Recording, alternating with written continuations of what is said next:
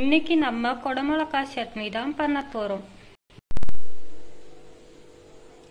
குடமிளகாய் 1 பொடியா நறுக்கி எடுத்துக்கோங்க. ஒரு வெங்காயம், ஒரு தக்காளி, ஒரு பச்சை மிளகாய், கொஞ்சமா கொத்தமல்லி எடுத்துக்கோங்க. புளி கொஞ்சமா எடுத்துக்கோங்க. ஒரு ஸ்பூன் வடகம் எடுத்துக்கோங்க.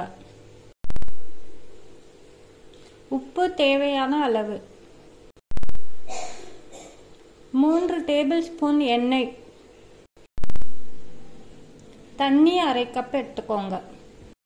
கடாய் சூடானதும் இப்ப எண்ணெய் ஊத்திக்கோங்க.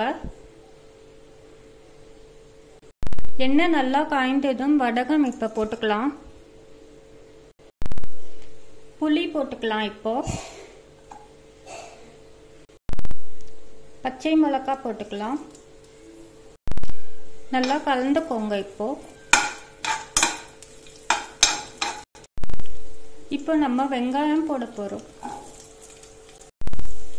கொஞ்சமா உப்பு போட்டு நல்லா வதக்கிக்கலாம். இப்போ வெங்காயம் நல்லா வதங்கினதுக்கு அப்புறம் தக்காளி, குடமிளகாய்லாம் போடலாம். வெங்காயம் வதங்கிடுச்சு.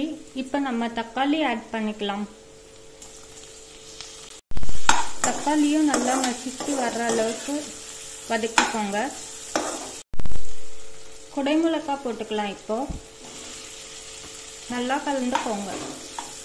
குடமிளகாவும் நல்லா வேகணும். கொஞ்சமா தண்ணி கூட ஊத்திக்கோங்க. இப்போ குடமிளகாய் நல்லா வேகிறதுக்கு கொஞ்சமா தண்ணி ஊற்றிக்கலாம். நல்லா கலந்துக்கோங்க. குடமிளகாய் நல்லா வதங்கிடுச்சு. இப்ப நம்ம கொத்தமல்லி போட்டுக்கலாம். போட்டுட்டு நல்லா கலந்துக்கோங்க. இப்ப நம்ம அடுப்பை ஆஃப் பண்ணிடலாம். அடுப்பை ஆஃப் பண்ணிட்டு ஆற விடுங்க. நல்லா ஆறுனதுக்கு அப்புறமா அரைச்சி எடுத்துக்கலாம். நல்லா ஆறிடுச்சு. இப்ப நம்ம மிக்ஸி ஜார்ல போட்டு நல்லா அரைச்சி எடுத்துக்கணும்.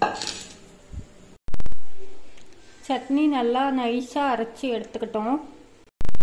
அவ்வளோதான், குடமிளகாய் சட்னி ரெடி.